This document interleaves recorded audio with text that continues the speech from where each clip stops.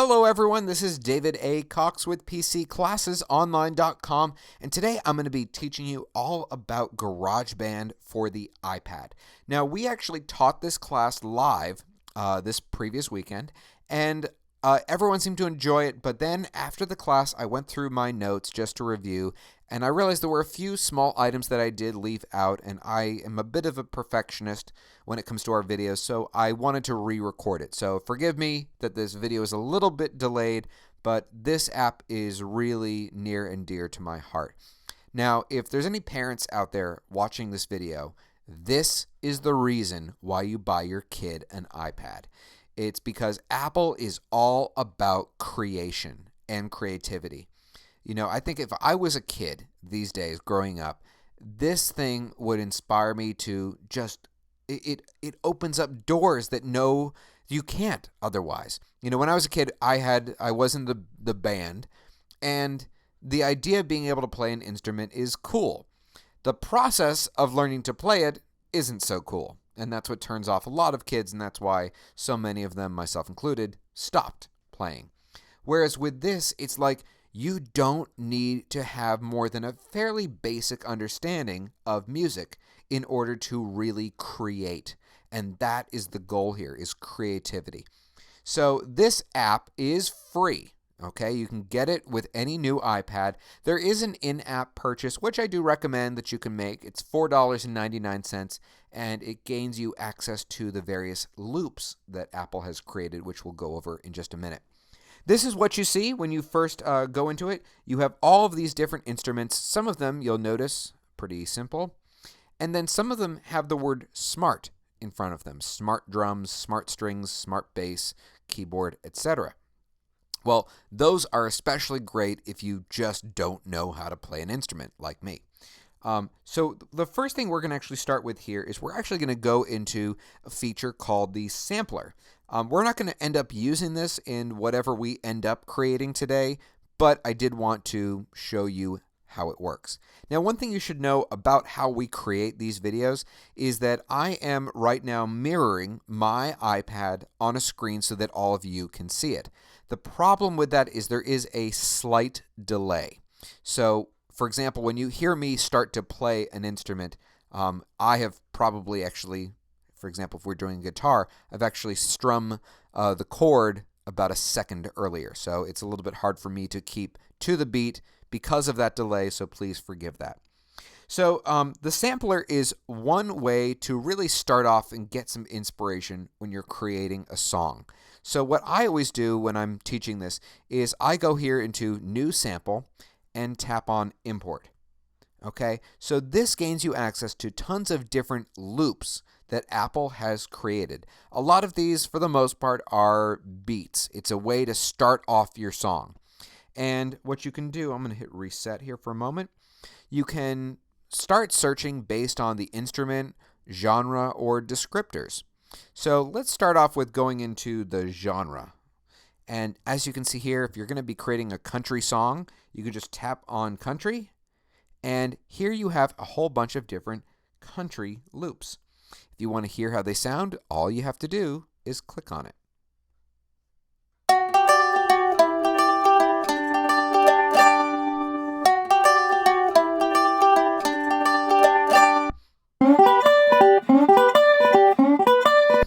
And so you can see there's a whole bunch of different ones here. Now you'll notice on the right-hand side that many of these are only 1 or 2 bars. Every once in a while you'll find one that's longer. But that's really not a problem because you can repeat these as often as you want. So when you find one that you want to use, let's say, for example, where was that one that I just used that I actually kind of liked? Okay, that one's kind of nice. What you can do is tap on the little download arrow that you'll see to the right of it. And so that downloads it off of Apple's website. And so now I have it to play with. Now, here at the bottom, we have a keyboard. And as you play different notes, you'll hear that same loop in different keys. So watch this.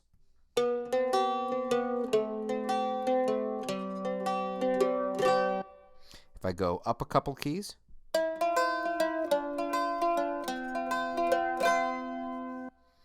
and whenever you're ready and you want to record it, all you have to do is, if you look here at the top of my screen, the record button is, of course, the little red circle. Next to it, we have the play button.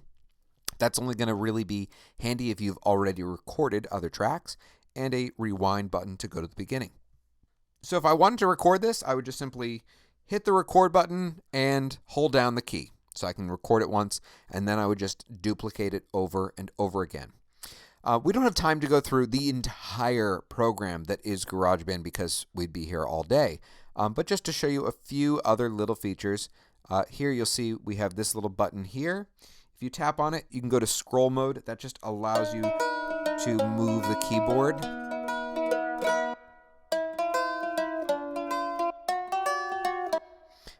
And if you tap it again, pitch.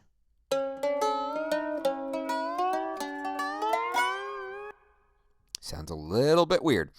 So that's one feature there. Also, you can sustain it by using this button here. You can adjust the pitch, etc. So let's get out of this. We're not going to end up using this in the song that we're going to create. And so what we're going to do is tap up here at the top left to go back to the instruments.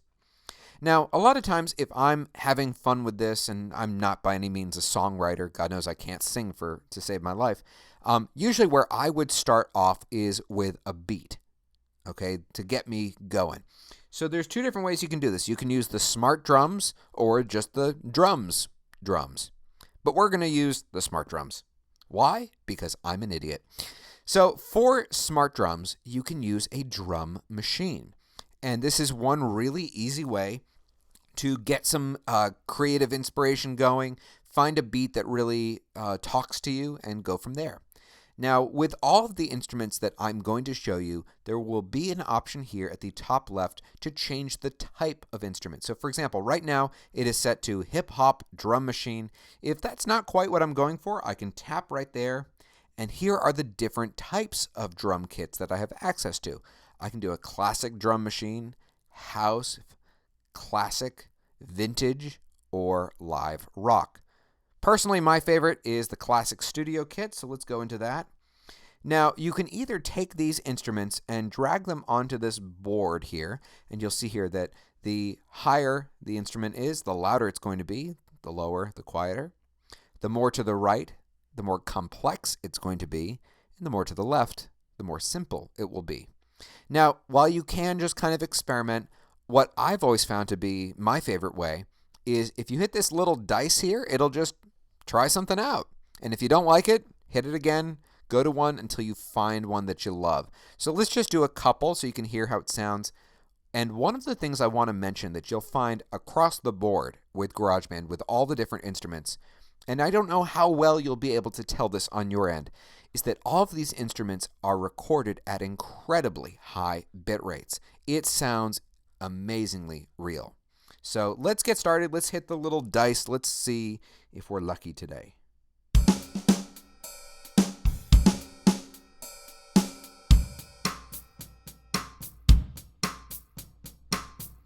For demonstration purposes, I think this works. So what I'm going to do from here is I'm going to tap that little record button that you see at the top of my screen and just record a few bars of this.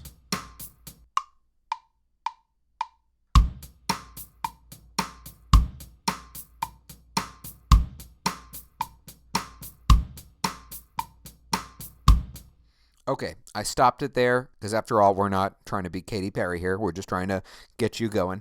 And you can tweak this and make it however long, of course, you want.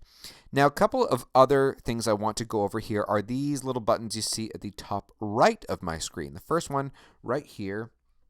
So this is where you can tell it some of the levels. So for example, if you want this track to be especially loud, you can move this little slide bar up. You can change the echo level, reverb, etc. With this, I don't think you really would probably do that. So let's go over to the next one, which is the little wrench. And the wrench, if you've used a Mac before, is typically what you're going to see for settings. So the first thing you'll see here is metronome. I hate the metronome. That's that it gives you kind of the beat. So I always turn that off. In fact, I should probably check and make sure I didn't actually accidentally record that. Give me 1 second just to check that out. Good, I didn't. Okay. So going back in here, if you don't want the metronome, turn that off. It's going to get really, really annoying. You can do a count in, which I do recommend. It's just letting you know how long until you start playing. The tempo by default is set to 110. If you tap here, you can make it faster or slower. You can change the key, of course, and the time signature. You can have it automatically fade out when you're done. Okay. AirPlay and Bluetooth, depending on what you're doing, you may or may not need this, depending on, again, what you're doing. So now that we've got our drum track, if we want to see how this actually looks, what you would do is tap on this button here. So that is where you're going to see the various instruments as they all come together. So this is our first track. Now, believe it or not, you can have 32 tracks as you're doing this in GarageBand. And yes, you can go back and forth between your iPad and your Mac if you want to tweak this on your computer instead, which I would understand. So now we've got our drum beat. Let's go into some of the other instruments and start to layer this thing. So I'm going to tap on instruments up here. And now let's add in, you know what? Let's add in some guitar. Okay, I was going to do strings, but let's go do guitar. So the guitar is probably the most popular instrument here.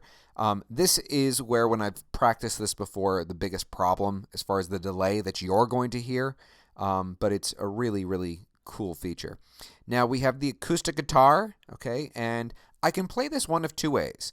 So for example, right here you'll see a bunch of strings, and if I just strum with my finger, I play a D chord. Although the other way I can do it is if I just simply tap on the letter D. It doesn't sound quite as natural, I found, so it really does sound best if you actually strum this thing. And as you go through this, what you can do is you can change the type of guitar. So if I tap on acoustic, here are the other types of guitars. I have a classic clean electric guitar, hard rock, and roots rock. Personally, my favorite are acoustic and roots, but that's just me. So depending on what kind of song you're trying to create, you can play along with them. If, for example, you go into hard rock, though, you may find that you have some extra features. For example, you have these extra drivers to give it kind of an interesting sound. So, for example, if I hit the D chord, and now I add a driver, you'll hear the difference. So you can play with that to your heart's content. Let's go back to acoustic. Now, if I want to rehearse, okay, and try to play along with the beat, here's the easy way to do it. First thing you're going to want to do is tap on this button here to rewind to the beginning of the song. So now what I can do is I can hit play, and I can just rehearse over and over and over again and see how it sounds. Now, by default, when you open up GarageBand, it only really gives you 8 bars, but you can add as many as you want. The way you do that? Well, here's a clue. I just said the word add. Just hit the little plus symbol here. The reason why they only give you 8 bars is that they're trying to get you to do this in sections. Because unlike GarageBand for Mac, you don't have a giant screen to play with here. You only have an iPad, or in my case, an iPad mini. So what they have you do is build it into different sections that you record one at a time. So if you don't like that, if you really want to just go through and play the whole thing, change this to however long you want. For this, we're only going to do it at that. So now if we hit play, you'll notice it's going to play the drums, and we can just start to kind of add in whatever we want. So let's try it out.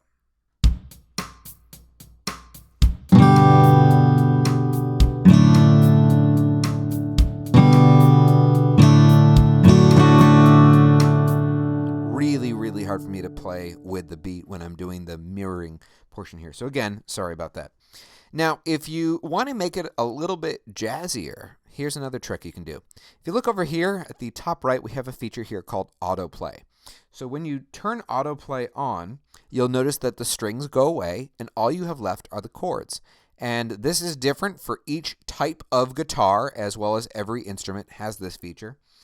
Other than drums, of course. So if I just hit G, I'm going to let you hear how it sounds at the various autoplay options. Let's go to autoplay 2.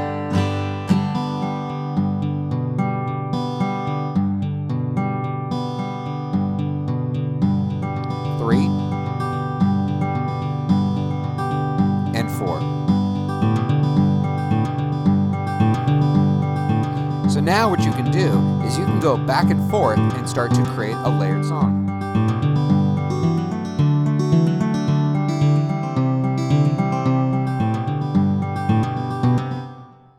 Really cool, huh? So now at this point, what you would do theoretically, I am actually going to use that because it is easier for me in this case to do autoplay rather than manually play, is I'm going to rewind the song rather, and just record just a few things that I can add here into the song. So let's hit record and hope for the best.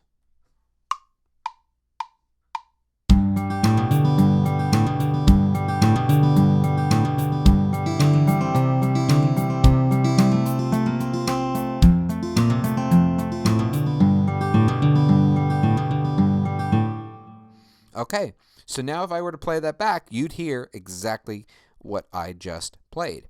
Pretty cool, huh? You don't really need to know how to play guitar to play the guitar.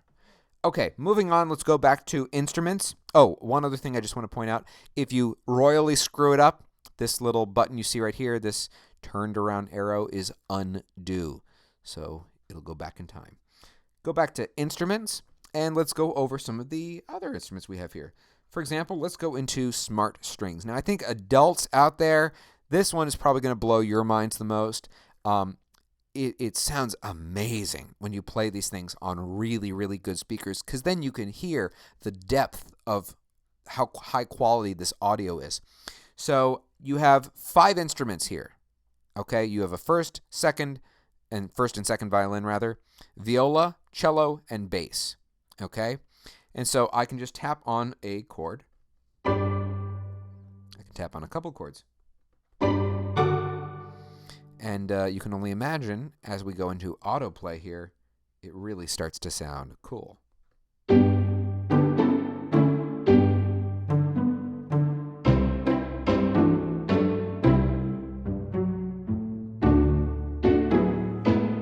Let's go into autoplay 2.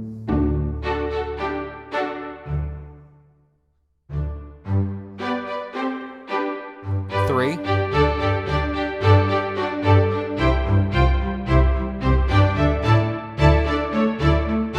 and 4.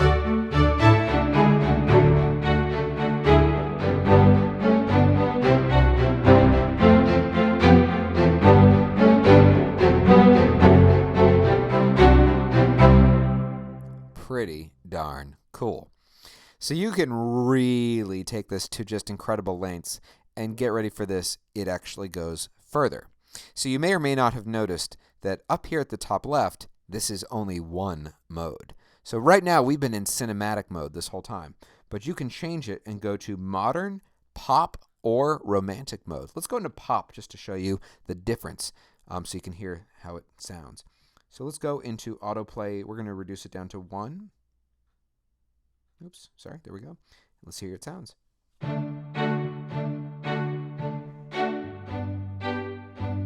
I love that mode. Autoplay 2.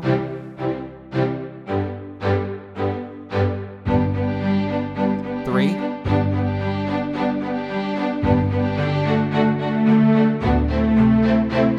And 4.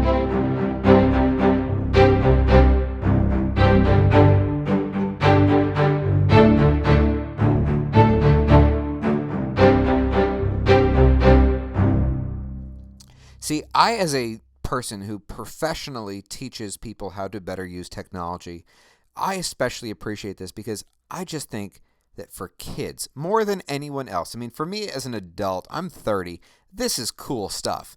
But for a kid, it's like if you ever dreamt of being the next, I don't know, Pharrell Williams, guess what? This can make that happen. Because all the tools, Apple is giving them to you for free.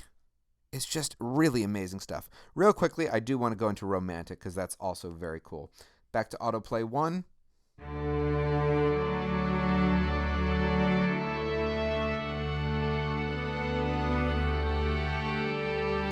2.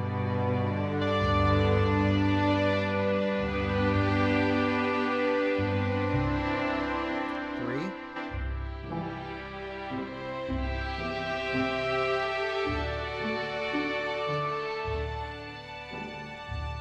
and 4.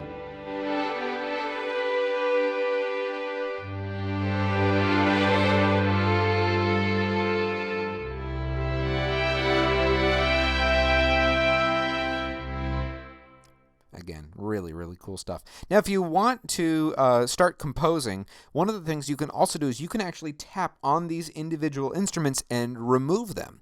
So let's say you really liked the pop part that we were going over, but you didn't like the bass.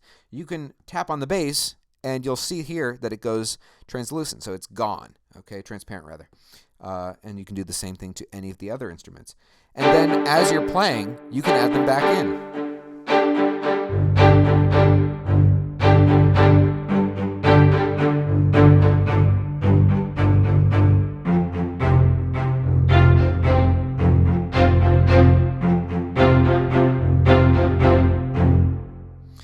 And you can, of course, layer that in. Let's go into some of the other instruments we have here. Okay, I know we're not really creating a song anymore, but that's okay. The point of this is to train you in how this actually works. You can go into bass, okay, and you can either play individual. You can also actually pull. Oops. Sorry, it's because I'm on the wrong instrument. These you'll see here, we have a total of 8 different types of bass. So, for example, if I go into upright, I think this is the one I was playing with earlier.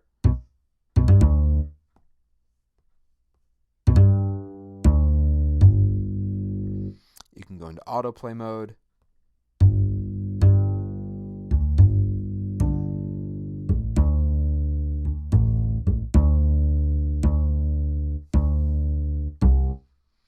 Really, really cool stuff. So now, if we get out of here, I want to show you a few other features. We have the smart keyboard. Okay, so you can tap on, for example, D here, and you'll play a chord. You have different piano types that you can play. Sorry about that, my finger slipped. You have the grand piano, classic rock organ, electric piano, smooth clav, helix, machine language, polarize, and solar sailor.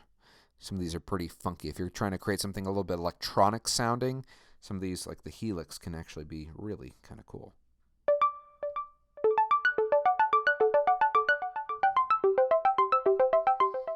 I'm trying to remember the band that seems to remind me of. Here you go into autoplay. You have the same kinds of features.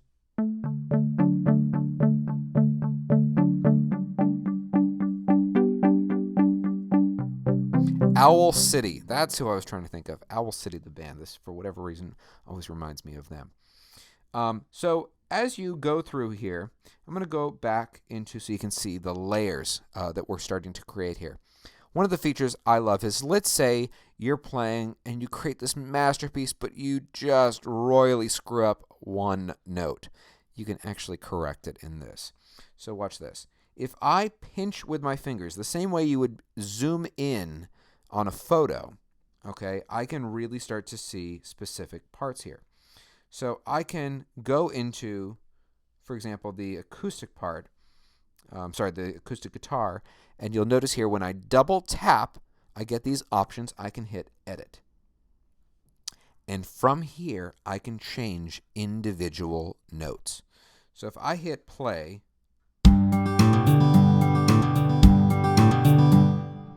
oops, that right there should have been up here. I can change that individual note just by simply dragging and dropping it. I can shorten it by tapping on one end and just dragging it back. So now it sounds like very, very cool stuff. So you can move around individual notes, you can delete them, you can change their length. So if you screw up, there's really no problem. Fun little story to share about this is back a couple months ago, I was working with a friend of mine who's a master pianist. He actually has his doctorate in it. And he wanted to record a CD and asked me if I would produce it, which is something incredibly new for me. So I thought, well, try everything once, I guess, so let's see how it works. So he wanted this sound to sound like it was in a church, a very large church, a lot of echo. So we had a baby grand in a church, microphones hung everywhere, and it just didn't quite sound the way we were both hoping it would. So I asked him if he would indulge me and try something else. So we went back to his house. I brought my Mac and a USB cord, and we plugged his electronic keyboard into my Mac, fired up GarageBand, and in the Mac version of GarageBand, there's a Steinway effect to make a digital piano sound like a real Steinway. And I got to tell you that that is how we produced his entire record.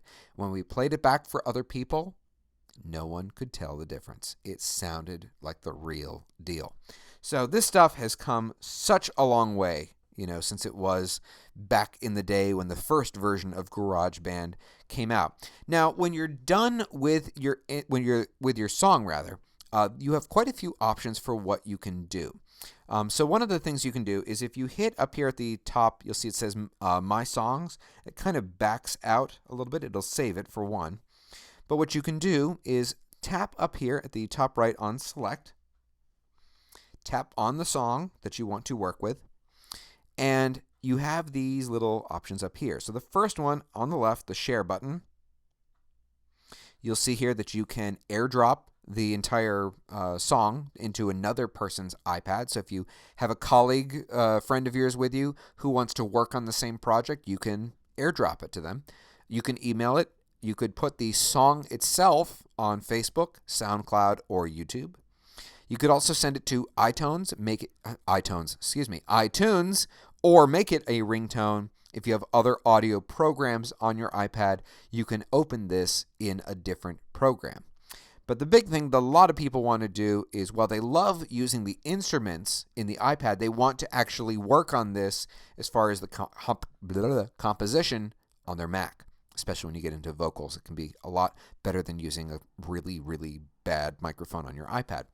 So that is where this cloud comes into play. So you can take this song, upload it to iCloud, and then on your Mac, open GarageBand, and it's already there. I have found that there's a sort of a significant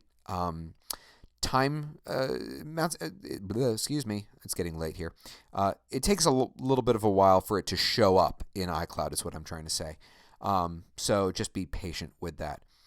Also, you have buttons here to duplicate it and trash it, but we're not going to do that because we're so darn proud of this. So let's go back into it and make sure that I covered everything here for you. Now, if you are really good at this stuff, they do have manual instruments, so you can actually play the keyboard. You can actually play the drums. I wish I were good at this, but it's just not happening. So you just tap with your fingers.